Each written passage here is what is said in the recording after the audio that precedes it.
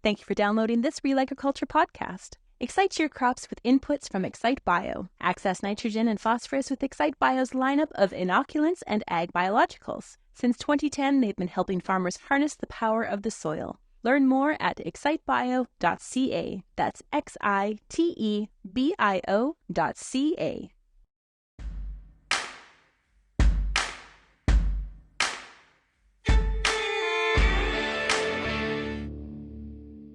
Sean Haney here with RealAgriculture.com and Real Ag Radio, Rural Radio 147, Sirius XM.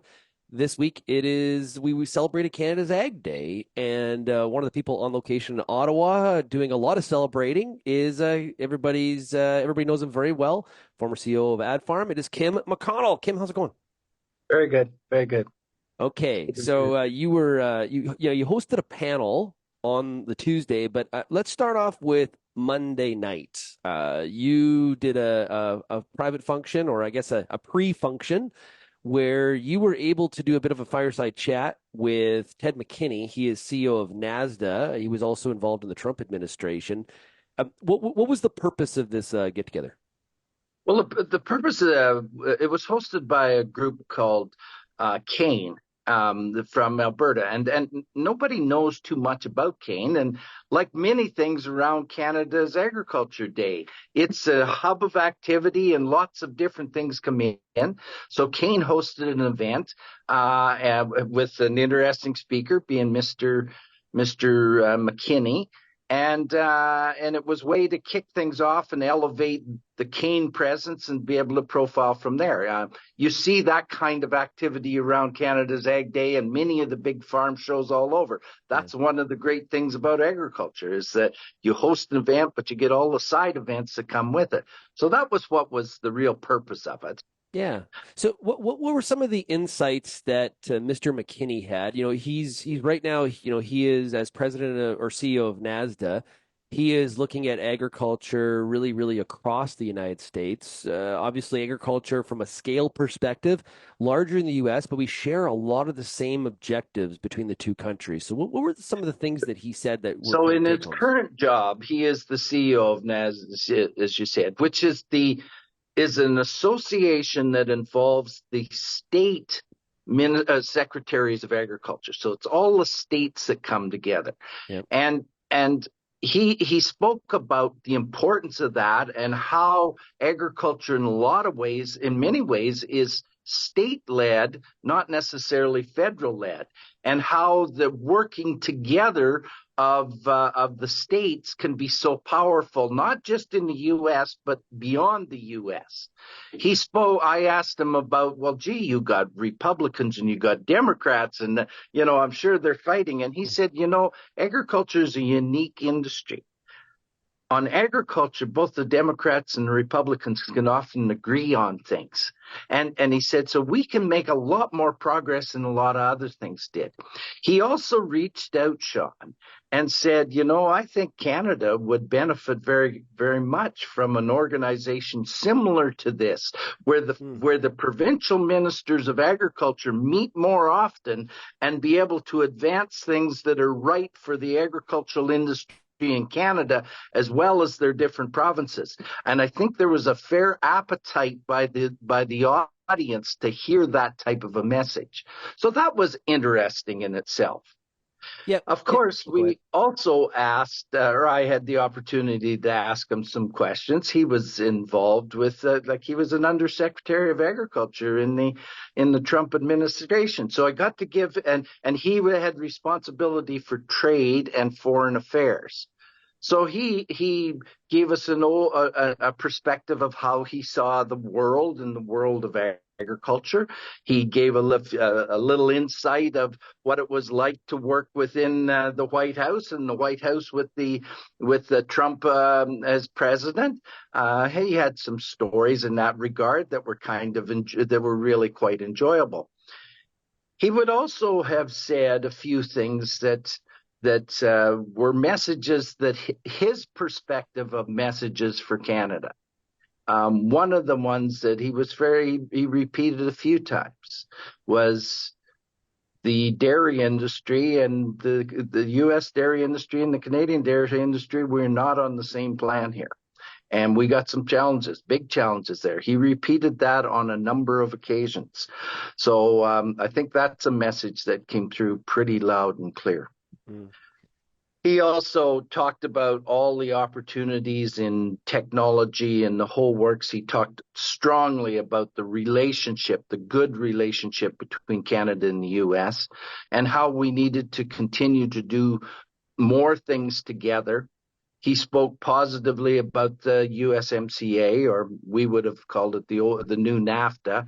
I think we should be calling it the USMCA, however, because as we get closer to having to redo this agreement, and as the possibility of President Trump being back in the White House, this is one of the areas that Mr. McKinney believes that Mr. Trump was quite proud of being able to have an agreement with the North American partners. And it may not be all perfect in a lot of areas, but it's one that Mr. Trump is proud of. And as we're looking at ways to strengthen our relationship between Canada and the U.S., then that's probably one that we should probably talk a little more about. Yeah, Kim, I've been saying I am concerned about what this, the relook or the renegotiation or however you want to phrase that, what that looks like in 2026. And obviously we don't know who the political players are. We're going to have an American election, of course, in the fall of 24. We're going to have had a Canadian election by fall of 25. One of the things that I have my perception is that we're not necessarily seizing the full opportunity of the collaboration between Canada, the U.S., and Mexico when it comes to really operating more or focusing more as like an economic zone. I'm not talking about like similar currencies and things like that. Like I'm not saying we recreate the EU, but being much more like, hey, we're adjacent to each other. We have a trade pact. How do we really leverage this? Yes, do you agree with that? I would totally agree with you, Sean, on that. I would think my takeaway from our discussion with Mr. McKinney would be that agriculture is one example of where we do things very, very well together. If he specifically brought out the beef industry and how we are basically a North American, we are joined at the hip in that area. We need more of those types of things. And his point would be agriculture can play a key role in helping bring that together. I'm not convinced at times, however, that our negotiators are recognizing that the value of agriculture can play in some of these types of things in bringing countries together, in advancing Canada is often is recognized to the level it could be. Yeah, it brings forward the question if you look at the status or where the Secretary of Agriculture sits at the cabinet table versus potentially where our federal ag minister on both sides of the aisle, I might add, where they sit in cabinet and the influence that they have or don't have, there is a difference there. There certainly is. That was a question I brought forward to him, is that it appeared to me that Sonny Perdue and President Trump were fairly close. It appears to me that Secretary Vilsack and President Biden are fairly close. What lessons could we do to elevate agriculture in Canada so that we were at the big boys table, as I called it, rather than the kiddies table, which I think we are often relegated to? He was somewhat surprised at that comment that was made there because of the importance that agriculture is and how it can play such an important role both domestically and internationally and on different areas. When we have a food security issue, why aren't we using agriculture as our export opportunities to the level that we could be? Those were some comments that he was somewhat surprised that maybe we aren't getting the respect as an industry that we believe often, I think, in agriculture we should have, and he thought we would have had, being such a great, big, and important international exporter. To wrap up here, did he feel optimistic about the renegotiation when he talked about it? Is it something to be concerned about? We didn't speak specifically about the renegotiation. He was very optimistic about our good friendly relationship partner. Yes, we have, and we always will have a few rub points, but by golly, the benefits and the strength of both partners beside each other, we got to keep going on that. And there's and everybody wants that in his mind on both sides. Let's make it happen. Let's mitigate the sore points, and let's move on and get to the real, and let's keep going on the real positive points. He was very, very positive in that. He left a very good message. He left a very good message with the entire crowd that sort of reverberated all into the evening, and then really helped kick off the next day, which was absolutely wonderful. Yeah. Canada's Ag Day, full credit to Farm Credit Canada. They hosted an exceptional day with huge crowd, lots of excitement, it was wonderful. Okay, so to finish up there, what's your biggest takeaway from the Tuesday event? Oh, the excitement and the opportunity that we have in agriculture from a technology perspective, from a sustainability perspective. There was many discussions, topics on with big leaders. The panel that Lena Cook moderated with John Stackhouse and Ken Seitz was there. Ken Seitz and Michael McCain on sustainability, and yes, how we can utilize this as an opportunity to be more profitable in agriculture, some areas in that, but also to be able to advance and contribute, not just on a stronger agricultural industry, but also on a stronger planet perspective.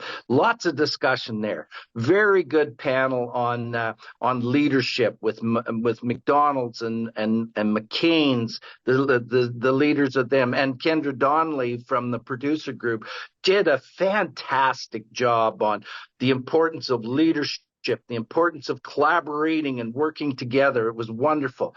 Murad Al-Khatib did a presentation, and he was typical Murad. He was high energy. He bunked us on the nose on a few things and said this isn't good enough and we can do better, and he went on some other areas of where the opportunities are and where it was. So everybody walked out of that event, the 750 people, and including a whole bunch of students from various universities that were in there, and saying, by golly, it's good to be in agriculture. And that was the celebration I think that our industry wants to have and needs to have every once in a while, especially as we're going into times where sometimes it's a little too wet, and some definitely other areas is a little too dry, and all these other things, and commodity prices. But look, at the long-term future is pretty darn positive.